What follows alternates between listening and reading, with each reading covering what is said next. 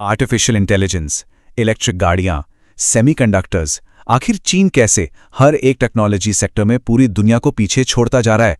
ये एक ऐसी रेस है जिसे चीन जीतता हुआ दिख रहा है। आज हम इसी कमाल की कहानी को समझेंगे। शुरुआत करते हैं उस चीज से जो हम सबके हाथों में है, हमारा स्मार्टफोन।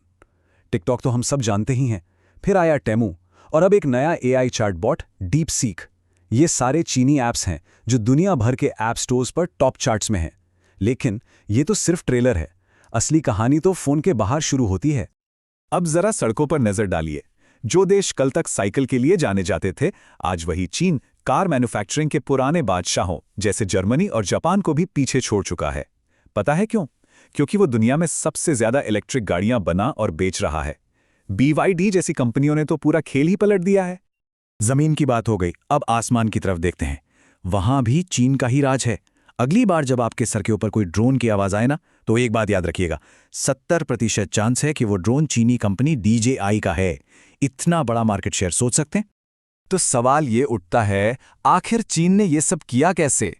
एक देश जो कुछ साल पहले तक सिर्फ सस्ते सामान और मेड इन चाइना के टैग के लिए जाना जाता था, वो अचानक टेक्नोलॉजी का ग्लोबल लीडर कैसे बन गया? चलिए, इसके पीछे की पूरी स्ट्रैटेजी को डीकोड करते हैं। सबसे पहले इस बात को समझना जरूरी है कि चीन का ये टेक टेकओवर कितना बड़ा है। ये कोई एक या दो इंडस्ट्री की कहानी नहीं है, ये एक पूरी वेव है जो हर तरफ छा गई है।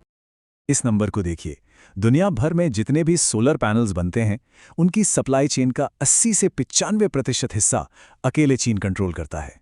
इसका मतलब साफ है, जो हम क्लीन एनर्जी के भविष्य की बात करते हैं, उसकी चाबी चीन के हाथ में। और वही कहानी ड्रोन मार्केट की है। सोच के देखिए, एक अकेली चीनी कंपनी DJI इतनी डोमिनेंट है कि दुनिया में बिकने वाले हर 10 में से 7 ड्रोन उसी के होते हैं। इसे कहते हैं असली मार्केट डोमिनेशन। कंपटीशन कहीं आसपास भी नहीं है। और ये सिर्फ आज की टेक्नोलॉजी की बात नहीं है, चीन फ्यूचर की रेस में भी सबसे आगे दौड़ रहा है। क्वांटम कंप्यूटिंग, आर्टिफिशियल इंटेलिजेंस, ये वो फील्ड्स हैं जो कल की दुनिया को डिफाइन करेंगी। और इनमें भी चीन आगे निकल रहा है।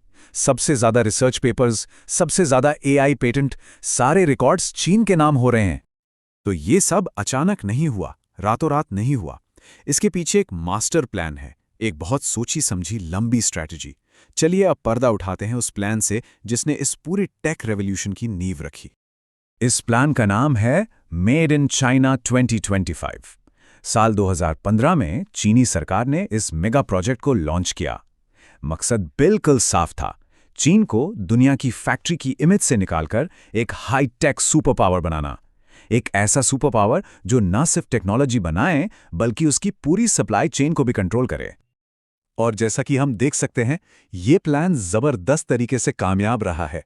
एक एनालिसिस बताता है कि इस प्लान के 250 से ज्यादा छोटे छोटे टारगेट्स में से 86% ऑलरेडी पूरे हो चुके हैं। और इलेक्ट्रिक व्हीकल्स जैसे कुछ सेक्टर्स में तो उन्होंने टारगेट से कहीं ज्यादा हासिल कर लिया है। अब सवाल है कि उन्होंने ये किया कैसे? उनके पास एक पूरा टूलकिट था। सरकार ने पानी की तरह पैसा बहाया, ग्रांट्स दिए, दुनिया भर से बेस्ट रिसर्चर्स और साइंटिस्ट्स को चीन बुलाया गया, बड़ी बड़ी विदेशी कंपनियों को मजबूर किया गया कि वो लोकल चीनी पार्टनर्स के साथ मिलकर ही काम करें, और जहां जरूरत पड़ी वहां विदेशी टेक कंपनियों को ही खरीद लिया। ये एक मल्टी प्रॉन्ग्ड अटैक था, हर तरफ से। लेकिन चीन की इस जबरदस्त कामयाबी से एक नया कॉन्फ्लिक्ट भी शुरू हो गया, एक नया टेक वॉर। कुछ लोग इसे एक नया कोल्ड वॉर भी कह रहे हैं, जहां हथियार नहीं बल्कि टेक्नोलॉजी बैटलफील्ड है।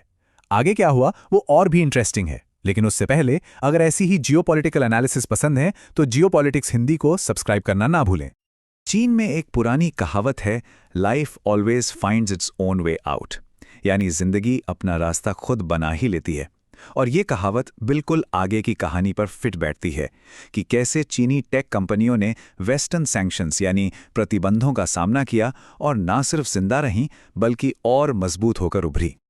इसका सबसे बड़ा एग्जाम्पल है हुआवे। सोचिए 2019 में ये कंपनी 5G और स्मार्टफोन्स में वर्ल्ड लीडर थी। फिर अमेरिका ने नेशनल सिक्योरिटी का रीजन देकर इन पर इतने कड़े प्रतिबंध लगाए कि इन्हें जरूरी माइक्रोचिप्स मिलना ही बंद हो गया। लगा कि कंपनी खत्म हो जाएगी, लेकिन हुआवे ने हार नहीं मानी। उन्होंने अपना पूरा फोकस R&D पर लगा दिया और 2023 में एक नए फोन के साथ ऐसी कमबैक की जिसमें उनकी खुद की बनाई एडवांस्ड चिप लगी थी। इसने पूरी दुनिया को हिलाकर रख दिया। और ऐसी ही एक और जिद की कहानी है एआई कंपनी डीपसीक की। जब इनको अपने एआई मॉडल्स को ट्रेन करने के लिए सबसे पावरफुल चिप्स मिलने बंद हो गए तो उन्होंने क्या किया? हार नहीं मानी। उन्होंने पुराने कम पावर वाले चिप्स से ही काम चलाने की नई टेक्निक्स डेवलप कर ली। नतीजा, उन्होंने बहुत कम पैसों में एक बहुत पावरफुल एआई बना डाला। यह अमेरिका के लिए एक वेकअप कॉल था कि चीन को कम आंकना कितनी बड़ी गलती हो सकती है। तो अब हम पहुंच गए हैं इस कहानी के आखिरी और सबसे अहम पड़ाव पर। ये रेस अब भी जारी है। ये एक हाई स्टेक्स गेम है जिसका जो भी विजेता होगा वही आने वाले कल की टेक्नोलॉजी और शायद पूरी दुनिया को शेप करेगा। तो आज बैटलफील्ड कैसा दिखता है? मुकाबला दो कैंप्स के बीच है। एक तरफ है वेस्ट, जिसके पास सबसे बड़ा ट्रम्प कार्ड है एडवांस चिप मेकिंग टेक्नोलॉजी, इसमें वो अभी भी आगे हैं। और दूसरी तरफ है चीन, जिसके दो सबसे बड़े हथियार हैं, सरकार का अनलिमिटेड पैसा और उनका गजब का पेशेंस। दोनों तरफ से बिलियंस ऑफ डॉलर्स इन्वेस्ट किए जा रहे हैं और दोनों की अपनी कमजोरियां भी हैं। ये रेस वाकई एक बहुत ही इंटरेस्टिंग मोड़ पर आ चुकी है। तो 21वीं सदी की सबसे बड़ी टेक रेस शुरू हो चुकी है। इसमें बड़े बड़े खिलाड़ी हैं, एम्बिशन है, पैसा है और सब्र भी है। लेकिन आखिरी और सबसे बड़ा सवाल वही है, जीतेगा कौन? इस सवाल का जवाब ही आने वाले सालों में दुनिया के टेक्नोलॉजी लैंडस्केप को तय करेगा। इस विषय पर आपके क्या विचार हैं, हमें जरूर बताइएगा। और ऐसे ही एनालिसिस के लिए जियोपॉलिटिक्स हिंदी को सब्सक्राइब करना मत भूलिएगा। मिलते हैं अगले विश्लेषण में।